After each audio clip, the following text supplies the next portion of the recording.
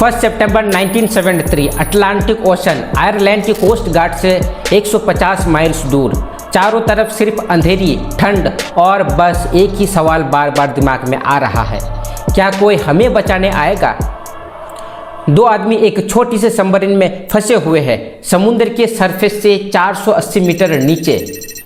उनके पास बचे हुए थे सिर्फ सैंडविच, कैन लेमन टी और आखिर में 12 मिनट का ऑक्सीजन। ऊपर पूरी दुनिया उन्हें बचाने की कोशिश कर रही थी। ब्रिटेन, अमेरिका, कनाडा की रेस्क्यू टीम्स लगातार मेहनत कर रही थी, लेकिन नीचे वो दोनों सिर्फ एक दूसरे का हाथ पकड़ के बैठे हुए थे। ये सिर्फ एक रेस्क्यू मिशन की कहानी नहीं, ये इंसानियत, हिम्मत, दोस्ती और उम्मीद की कहानी है। दुनिया सिर्फ जमीन पर नहीं बल्कि समुद्र के नीचे भी टेक्नोलॉजी की रेस में थी। उस वक्त यूरोप और अमेरिका को जोड़ने वाले टेलीफोन केबल समुद्र के तल में बिछाए जा रही थी। ये मुश्किल काम करती थी विकर्स ओशियंस कंपनी। इस काम के लिए यूज होती थी खास सबमरीन पीसेस 3। ये कोई मिलिट्री सबमरीन नहीं थी, ये एक कॉमर्शियल सबमरीन थी जो समुद्र के गहराई के हिस्सों में जा करके काम करती थी। इसके क्रू कंपार्टमेंट सिर्फ 6 फीट का था, इतना छोटी कि लोग मुश्किल से बैठ सकते थे।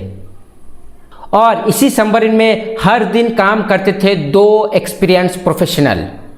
पहले थे रोगर चैपमैन, 28 साल के, पहले ब्रिटिश रॉयल नेवी में सबमरीनर थे, लेकिन आंखों के प्रॉब्लम की वजह से उन्हें नेवी छोड़ना पड़ा। समुद्र से प्यार खत्म नहीं हुआ, इसलिए विकर्स ओशियंस ज्वाइन कर गए। ये उनके 325 नंबर डाइव्स था।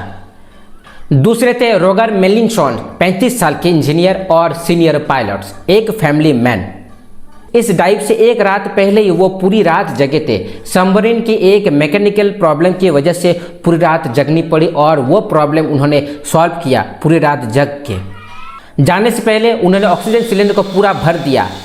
उस वक्त किसी को ये अंदाजा नहीं था कि ये फैसला उनकी जान बचाएगा। 29 अगस्त 1973 की सुबह डाइव शुरू हुई।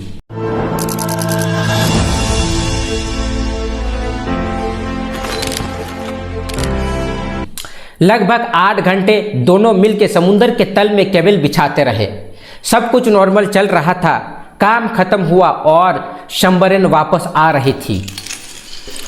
तभी एक जोर की आवाज़ आई। पहले लगा शायद नॉर्मल आवाज़ थी, लेकिन अगले ही पल में समुद्र का पिछला हिस्सा वाटर अलार्म बजने लगा। 2 रोप हैच में उलझ गई थी। हैच खुल गई और तेज रफ्तार से पानी सबमरीन के अंदर घुसने लगा और अचानक वो ऊपर जाने के बजाय वो नीचे तरफ गिरने लगे। पहले 2 रोप ने कुछ देर तक रोकने की कोशिश की, फिर वो रोप टूट गई और पीसेस 3 बिना किसी सहारे सीधे नीचे की तरफ गिरने लगी। सिर्फ 26 सेकंड में रफ्तार करीब 65 किलोमीटर पर आवर था।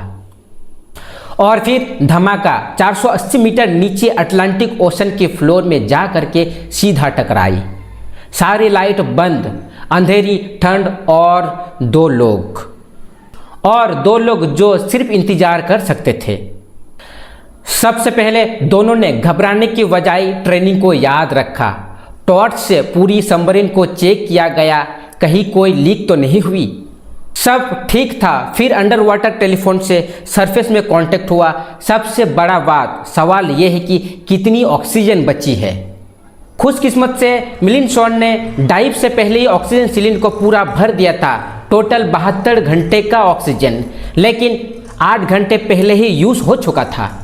मतलब अब सिर्फ 64 घंटे का ऑक्सीजन बचा हुआ था। ऊपर रेस्क्यू ऑपरेशन तुरंत शुरू हो गई। ब्रिटेन के रॉयल नेवी, अमेरिका की यूएस नेवी और कनाडा के कोस्ट गार्ड सब मिलकर एक साथ मिशन में जुड़ गए। कई शिप, एयरक्राफ्ट और दूसरी सबमरीन आयरलैंड की तरफ भेजी गई। 3 देश, एक ही मिशन, 2 जिंदगी को बचानी थी। सबमरीन के अंदर सिर्फ अंधेरा था। 2 लोग, एक छोटी सी जगह, भीगी कपड़े, कड़क ठंड और इंतजार। खाना सिर्फ एक चीज़ सैंडविच और कैन लेमन टी। दोनों ने फैसला किया अभी नहीं खाएंगे, पता नहीं रेस्क्यू टीम और कितना टाइम लगाएगी। ऑक्सीजन बचाने के लिए वो दोनों ने कम बोलना शुरू कर दिया। कार्बन डाइऑक्साइड को थोड़ा सा जमने दिया ताकि ऑक्सीजन खर्च कम हो। इसी वजह से वो दोनों ने सुस्त और नींद से भरे हुए महसूस करने लगे। हर 40 मिनट के बाद वो कार्बन डाइऑक्साइड चेक करते थे। मिलिंद शॉन ने बाद में ये कहा, हम सिर्फ एक दूसरे का हाथ दबा देते थे, बस इतनी समझ आए कि हम दोनों जिंदा हैं। कभी कभी अंडर वाटर टेलीफोन में डॉल्फिन की भी आवाज़ सुनाई देती थी। उस अंधेरी में वही आवाज़ उनके लिए उम्मीद बन गई थी। 30 अगस्त रेस्क्यू टीम वहां पहुंच गई, लेकिन मुश्किल अभी भी ख़त्म नहीं हुई। पीसेस 2 नीचे गई, रोप टूट गई।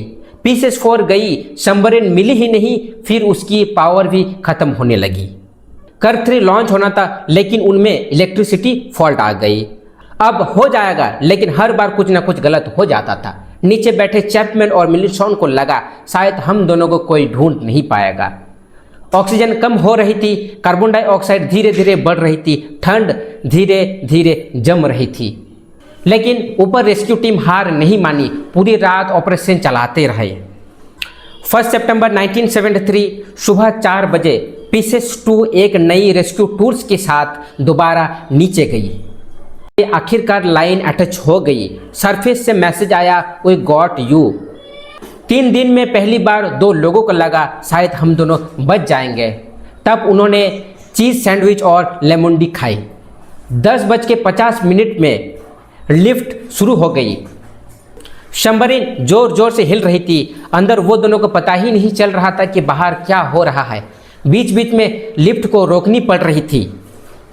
केबल उलझ रही थी, डाइव्स नई केबल्स बिछा रहे थे। और फिर 1:17 में 84 घंटे 30 मिनट के बाद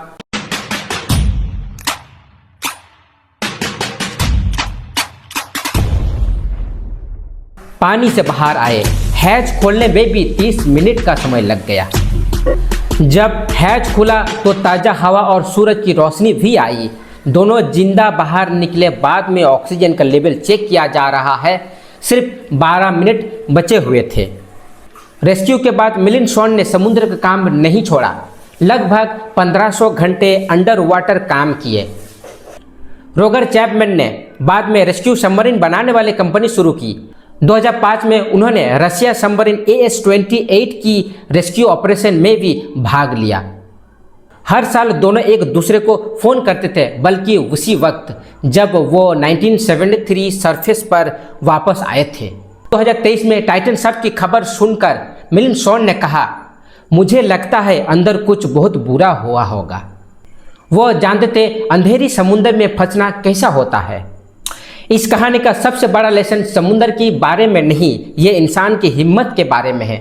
कभी कभी इंसान को जिंदा रहने के लिए सिर्फ ऑक्सीजन ही नहीं, उम्मीद की भी ज़रूरत होती है। 3 देशों की टीम बार बार फेल हुए, रूप टूटी, मशीन खराब हुई, पावर चली गई, लेकिन किसी ने हार नहीं मानी। और नीचे 2 लोग, ना आराम, ना खाना, ना कोई उम्मीद कि वो दोनों बचेंगे, बस एक दूसरे का साथ। मिलिंद शॉन ने बाद में ये भी कहा था, 480 मीटर समुद्र गहराई, 84 घंटे का इंतजार, सिर्फ 12 मिनट का फर्क, 2 जिंदगियां मौत के मुंह से वापस लौट आए।